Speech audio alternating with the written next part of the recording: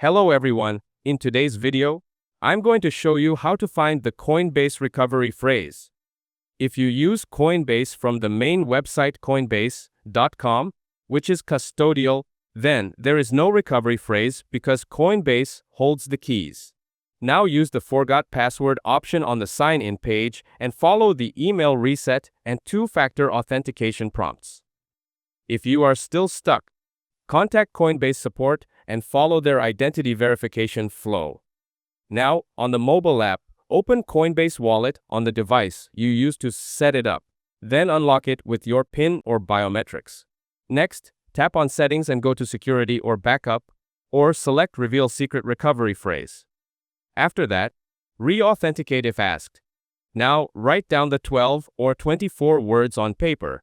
Do not take a screenshot and store them offline in a safe place. Here on the browser extension, unlock the extension in your browser. Then go to Settings, select Security, and click on Reveal Recovery Phrase.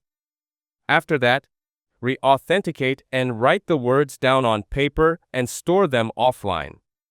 If you can't access the wallet or device and you never backed up the phrase, then for Coinbase Wallet with self-custody, losing the phrase means losing the funds because no one can recover it.